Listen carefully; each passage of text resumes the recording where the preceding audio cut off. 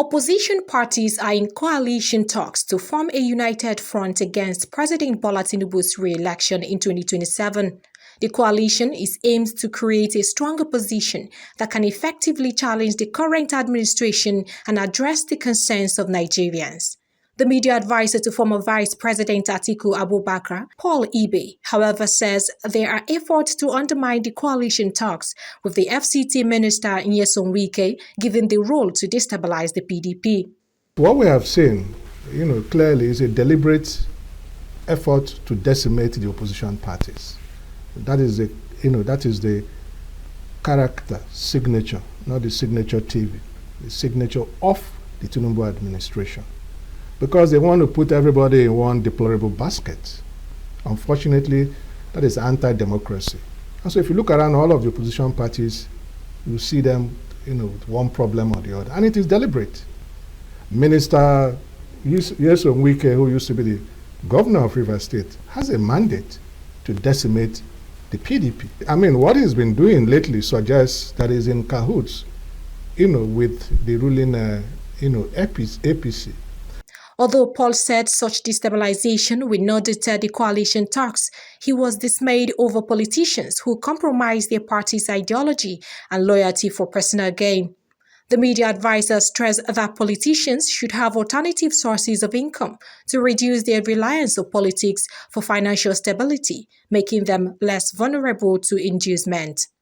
Since 2015, and we're now in 2025, that's 10 years, the PDP has been in opposition. And for a people who are used to calling the shots, there's a lot of them are becoming weary.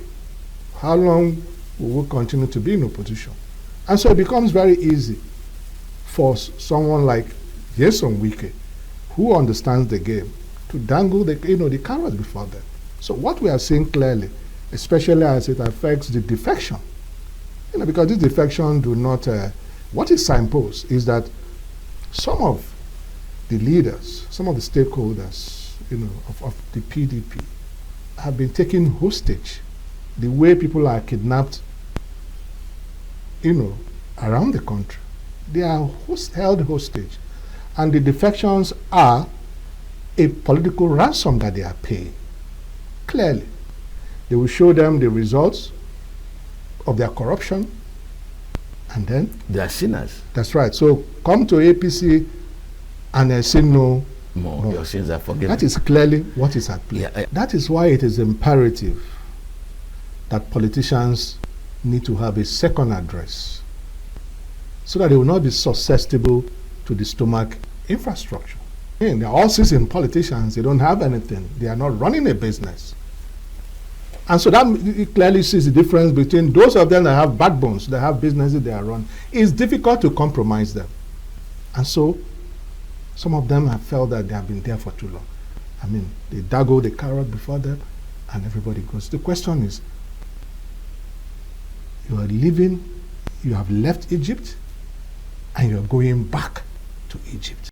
Paul Ibe stated that polls have revealed the need for a coalition to unite opposition strengths, leaders and stakeholders under a single viable platform. A combination of Peter Obi, His Excellency Peter Obi and Atiku'S will have outrightly won a majority of the election. And then, shortly afterwards, we did an internal polling. And that polling suggests that coalition is the direction to go. We need to harmonize, our strengths.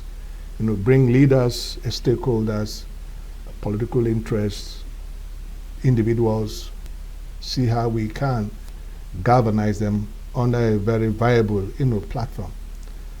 Because, like I said, the language of the Tinubu administration is divide and rule. And if they're allowed to have their way, the same scenario that played out in 2023 will play out. So, whatever policies, no matter how brilliant they are, whatever ideas you have, if you don't reclaim Nigeria, you will never have the opportunity of rebuilding it. Atiku'S media advisor revealed that the coalition talks were pan-Nigerian, people-driven, and the outcome will be unveiled to Nigerians very soon.